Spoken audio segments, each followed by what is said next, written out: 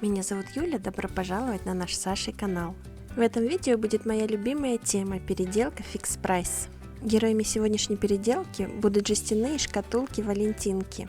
Да, я очень припозднилась с видео, этих шкатулок уже нет в продаже.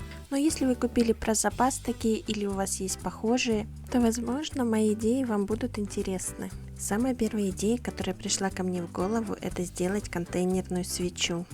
И для начала надо заделать отверстие для ленты. Для этой цели я купила клей «Холодная сварка», и здесь он сработал как надо. Я просмотрела несколько видео на YouTube, чтобы сделать контейнерную свечу по всем правилам. Но если честно, у меня есть некоторые сомнения, подходят ли жестяные коробочки для этих целей. Так что я обязательно проведу тест и дам этой свечке догореть до конца. Далее я подробно расскажу, как сделать контейнерную свечу из кокосового воска.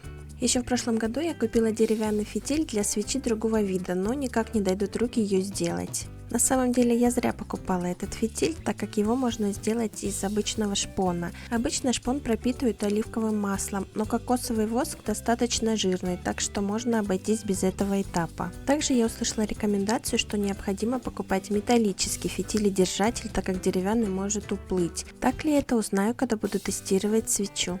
А чтобы фитиль не гас, необходимо использовать двойной шпон. Отмеряю необходимый размер, вырезаю две детали, вставляю фитиль-держатель и приклею термоклеем. Вообще для этих целей используют специальные круглые наклейки, но я не стала на них тратиться, по-моему, с термоклеем куда лучше.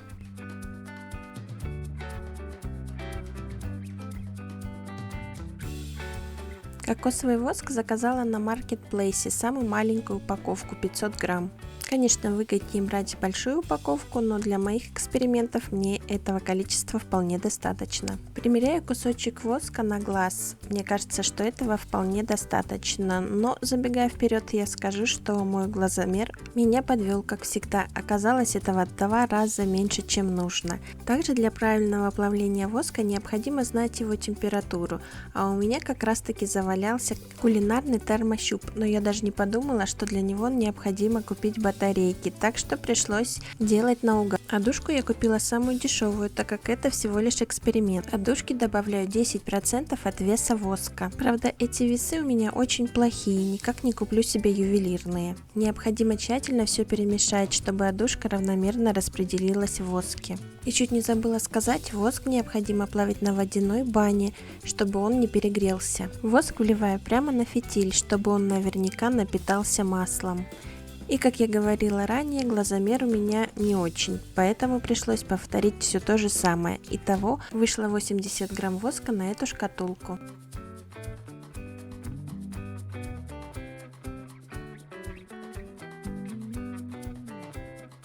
А также добавляю сухоцветы, купленные когда-то в кондитерском магазине. Чтобы они не утонули в воске, размещаю их, когда воск уже практически полностью застыл. И подальше от фитиля, чтобы не загорелись. Но, как видите, это не помогло, розочка загорелась от зажигалки. И, кстати, свечу зажигать сразу нельзя, необходимо дать ей время созреть. Около 2 недель, хотя у меня ушло на это целый месяц, но я не планировала так долго, так уж получилось. Свеча мне очень понравилась, чудесный аромат, орхидея и морская соль. Деревянный фитиль очень уютно потрескивает. Эта свеча могла стать хорошим подарком, но я ее оставила догорать и пошла заниматься своими делами. А когда вернулась, меня ждал сюрприз.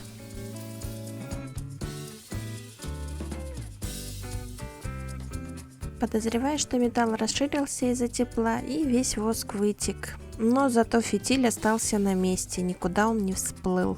Этот воск я собрала и сделала классное арома-саше. Если интересно как, посмотрите видео про арома-саше на нашем канале. Из второй шкатулочки я буду делать ночник. И для этих целей буду использовать свою любимую эпоксидную смолу. Я очень люблю экспериментировать с эпоксидной смолой, но большая часть этих экспериментов отправилась в мусорное ведро. Первым делом с помощью толстого сверла делаю большое отверстие для светильника.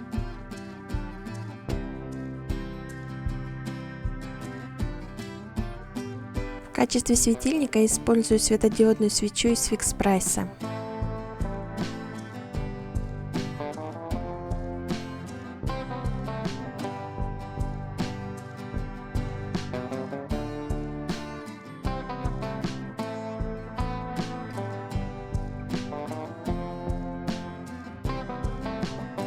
И на всякий случай делаю маленькие отверстия для отвода тепла.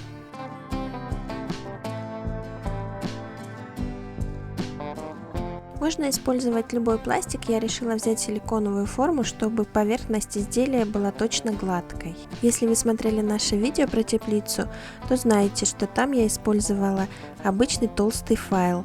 И тут я совершила ошибку, испортила свою силиконовую форму, так как взяла у Саши автомобильный силиконовый герметик. Раньше я использовала самый дешевый герметик из Leroy, так вот он от всего отлипает очень легко и просто. А этот намертво приклеился к силикону. Здесь я тоже буду использовать сухоцветы, выкладывая их в красивом порядке. Но вообще-то делаю я это зря. Кстати, эту желтую веточку цветов я нашла в зимнем турецком чае и специально отложила для рукоделия.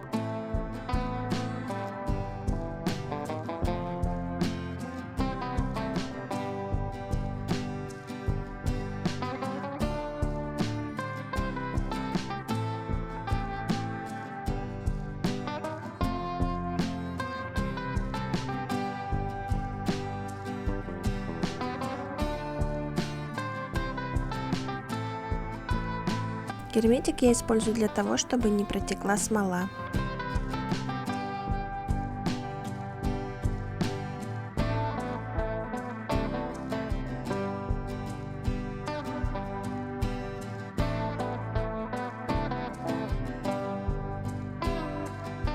По этим весам очень заметно, что я их использую специально для эпоксидной смолы, но вот недавно использовала и для воска. У меня уже остатки смолы, смешиваю их согласно инструкции. Чаще всего это 2 части смолы и 1 часть отвердителя. Необходимо очень тщательно перемешать. Хорошо, что в таком маленьком объеме это делать несложно. И аккуратненько заливаю смолу в подходящее для этого отверстие для светильника.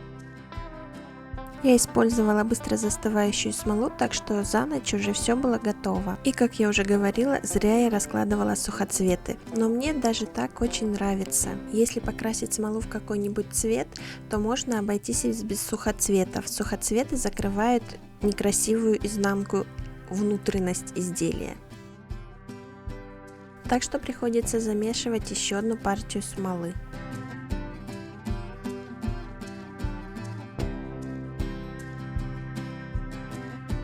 В этот раз я сначала заливаю смолу, а потом выкладываю сухоцветы. Я поднимаю шкатулку, чтобы увидеть снизу, как лучше выложить сухоцветы. Первый слой оказался вспомогательным, надо делать в 2 слоя.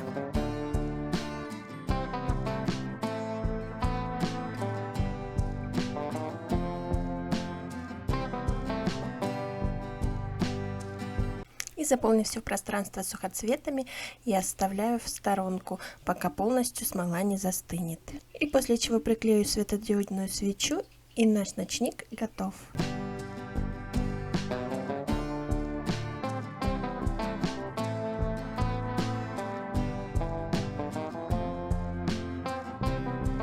Изначально я планировала сделать какую-нибудь подставку для ночника, чтобы сердечко располагалось вертикально. Но в итоге решила оставить так.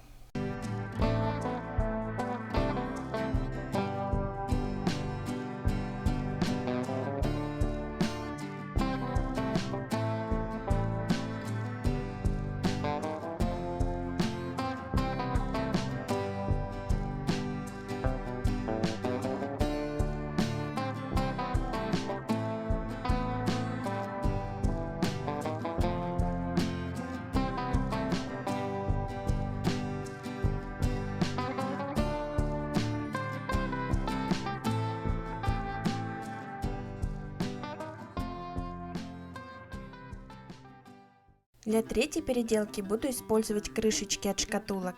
Буду делать счастливый 4-листный клевер.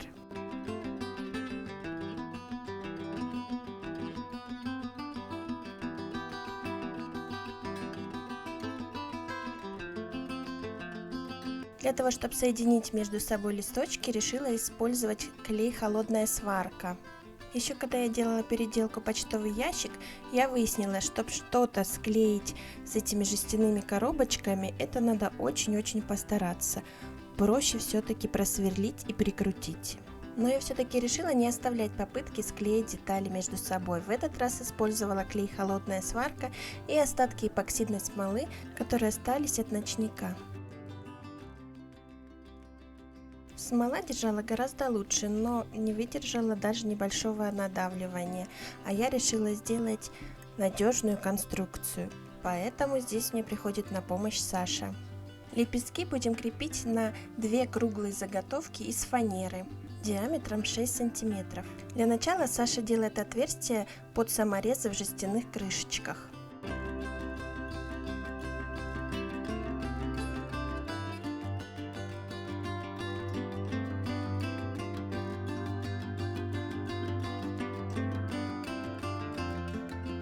Так как толщина одной фанерной заготовки всего 3 мм, самые маленькие саморезы, которые у нас есть, держаться в ней не будут, поэтому используем две заготовки.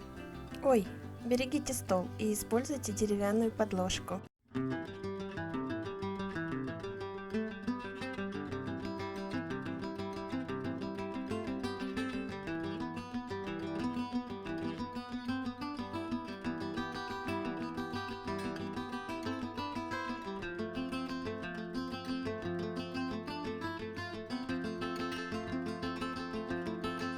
А шуруповертом, конечно же, работать быстрее, чем отверткой.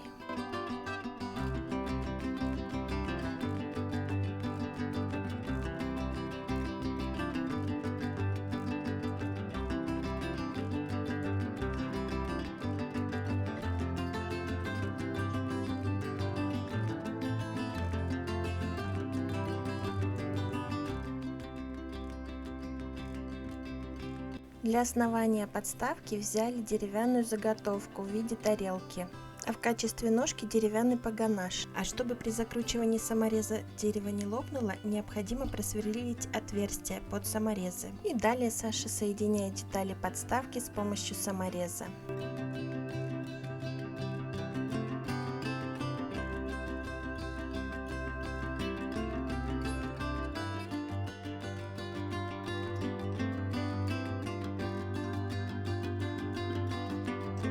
Отмерил необходимую длину и отрезал лишнее.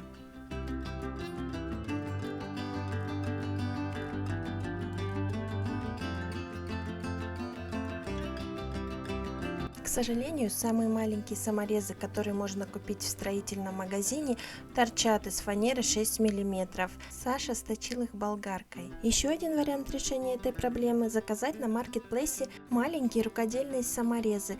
Например, такие продаются вместе с петлями для шкатулок. И снова отверстие под саморезы, на этот раз, чтобы соединить лепестки с подставкой.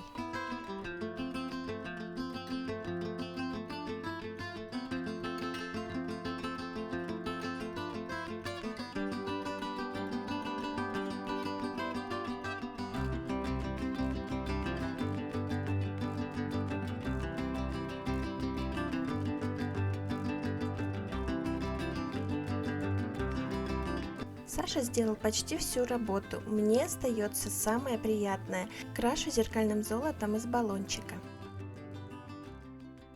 Стабилизированный мох покупала на маркетплейсе, здесь 100 грамм, цвет зеленое яблоко.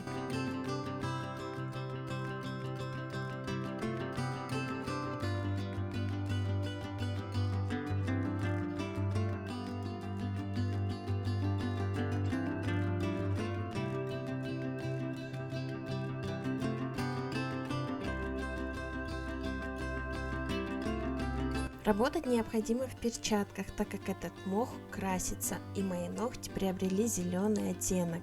Хорошо, что буквально на днях подошла моя запись на маникюр. Мох приклеиваю на термоклей. Конечно, такой клей с легкостью отрывается от жестяной баночки, да еще вместе с золотой краской. Но такой легкий материал, как мох, держит вроде надежно.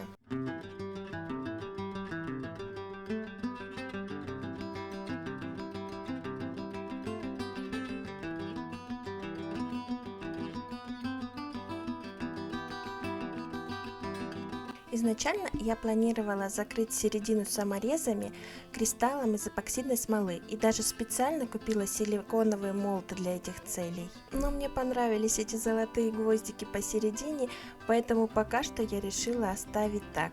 Четырехлистный клевер можно использовать как самостоятельный весенний декор, а можно использовать как подставку для бижутерии.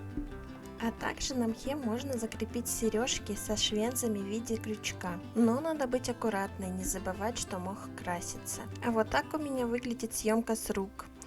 Кто знает, подскажите, пожалуйста, какой-нибудь недорогой стабилизатор, который подойдет для такого вида съемки.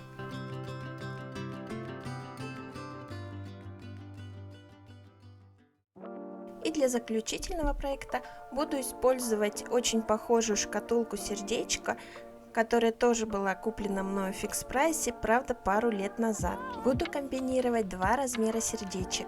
Сделаю миниатюрную каскадную клумбу для моего рабочего стола. Ножки буду делать из круглого деревянного профиля. Отмеряю необходимую длину и нарезаю детали.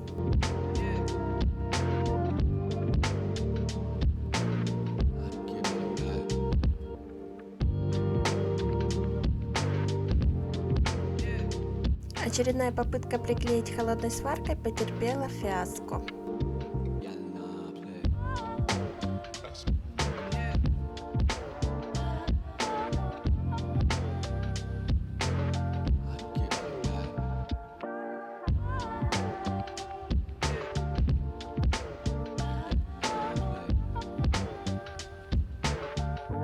Я думала сделать две ножки, просверлила для них два отверстия и плюс еще дренажное отверстие.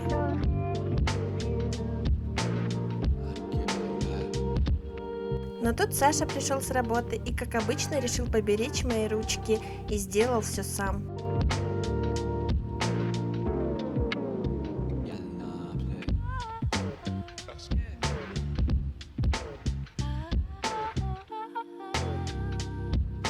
Для большей устойчивости прикрутил три ножки.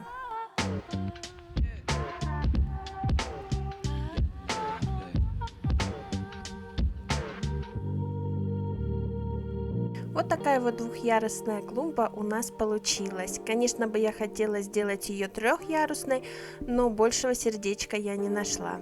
Нижний ярус клумбы я заполняю белой мраморной галькой, сейчас это очень модно. Но мочить ее я не рекомендую, так как она желтеет. Говорят, что после высыхания снова приобретает белый цвет, но у меня так не вышло, хотя лежала она на геотекстиле.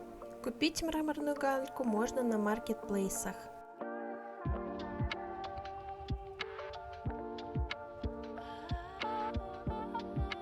Можно сделать чисто декоративную клумбу. Вместо растений использовать стабилизированный мох.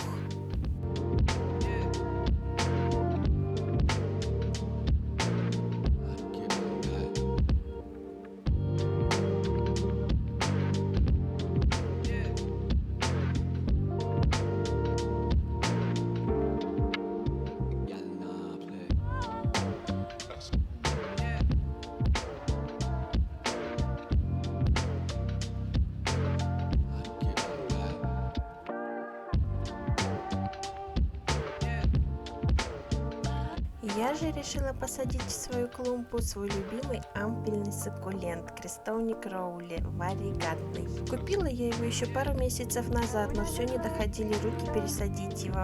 И вот наконец-таки повод.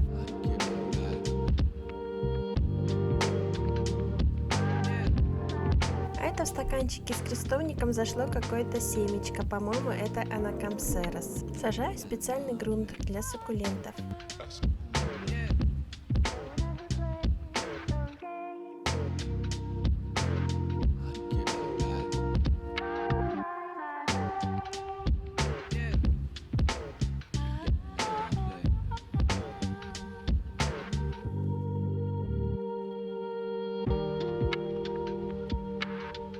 Вот такая вот декоративная клумба будет меня радовать на моем рабочем столе.